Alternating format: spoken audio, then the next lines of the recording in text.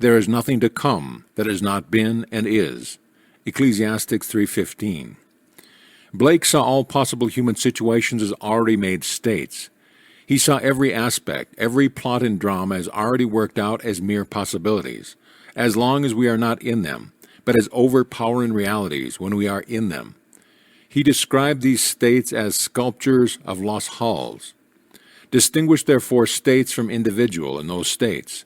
States change, but individual identities never change nor cease. The imagination is not a state, said Blake. It is the human existence itself. Affection or love becomes a state when divided from imagination. Just how important this is to remember is almost impossible to say. But the moment the individual realizes this for the first time is the most momentous in his life, and to be encouraged to feel this is the highest form of encouragement it is possible to give. This truth is common to all men, but the consciousness of it, and much more the self-consciousness of it, is another matter. The day I realize this great truth, that everything in my world is a manifestation of the mental activity which goes on within me, and that the conditions and circumstances of my life only reflect the state of consciousness with which I am fused, is the most momentous in my life. But the experience that brought me to this certainty is so remote from ordinary existence, I have long hesitated to tell it, for my reason refused to admit the conclusion to which the experience impelled me. Nevertheless, this experience revealed to me that I am supreme within the circle of my own state of consciousness, and that it is a state with which I am identified that determines what I experience. Therefore it should be shared with all, for to know this is to become free from the world's greatest tyranny, the belief in a second cause. Blessed are the pure in heart, for they shall see God. Matthew 5:8.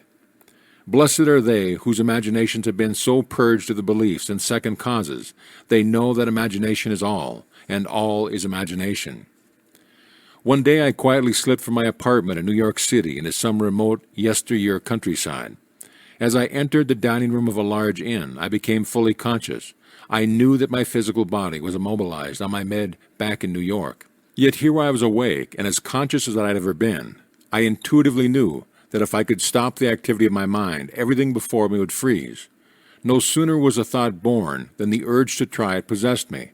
I felt my head tighten, then thicken to a stillness. My attention concentrated into a crystal-clear focus, and the waitress walking walked not. And I looked through the window, and the leaves falling fell not. And the family of four eating ate not. And they lifting the food lifted it not. Then my attention relaxed, the tightness eased, and of a sudden all moved onward in their courses.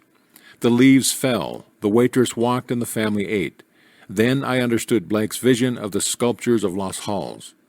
I sent you to reap that wherein ye bestowed no labor. John 4:38. Creation is finished. I am the beginning and the end. There is nothing to come that has not been and is. Ecclesiastes 3:15. The world of creation is finished, and its original is within us.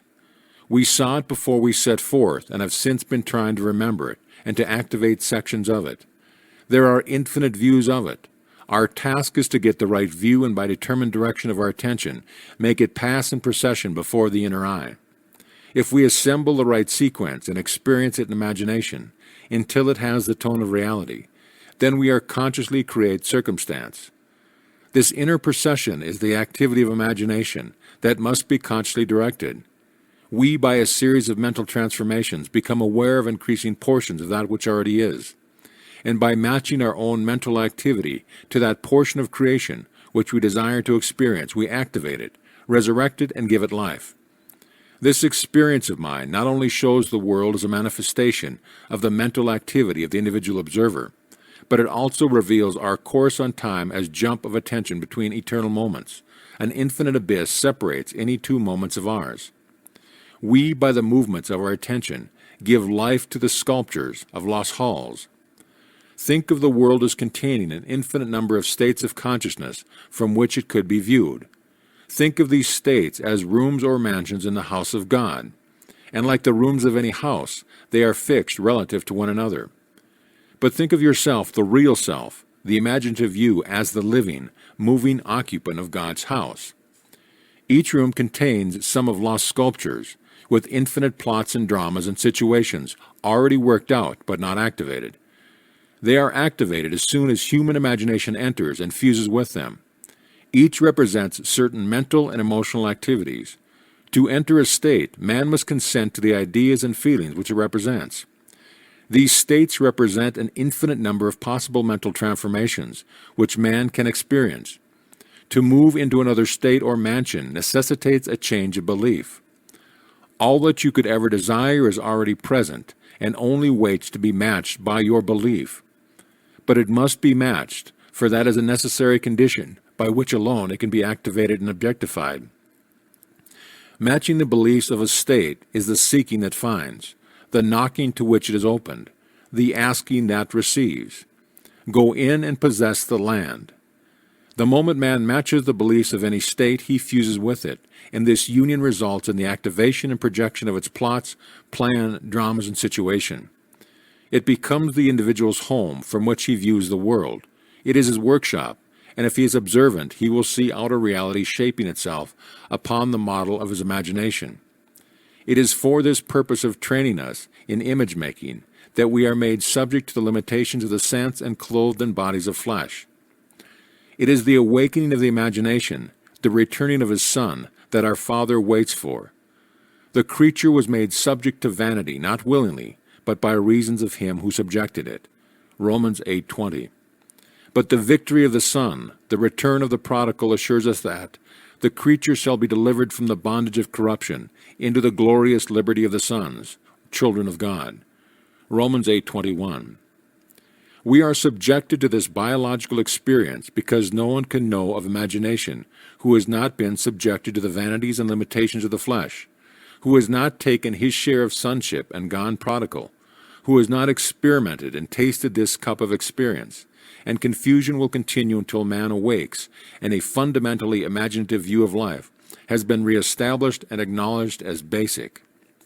I should preach the unsearchable riches of Christ and make all men see what is the fellowship of the mystery, which from the beginning of the world has been hid in God, who created all things by Jesus Christ.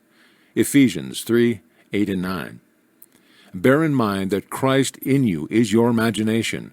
As the appearance of our world is determined by the particular state with which we are fused, so may we determine our fate as individuals by fusing our imagination with ideals we seek to realize. On the distinction between our states of consciousness depends the distinction between the circumstances and conditions of our lives. Man who is free in his choice of state often cries out to be saved from the state of his choice. And ye shall cry out in that day, because of your king, which ye shall have chosen you, and the Lord will not hear you in that day. Nevertheless the people refused to obey the voice of Samuel, and they said, Nay, but we will have a king over us. 1 Samuel 8:18 and 19. Choose wisely the state that you will serve. All states are lifeless until imagination fuses with them. All things, when they are admitted, are made manifest by the light, for everything that is made manifest is light. Ephesians 5:13. And ye are the light of the world. Matthew 5:14. By which those ideas to which you have consented are made manifest. Hold fast to your ideal. Nothing can take it from you but your imagination.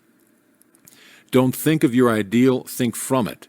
It is only ideals from which you think that are ever realized. Man lives not by bread alone, but by every word that proceedeth out of his mouth of God. Matthew 4:4. And the mouth of God is the mind of man.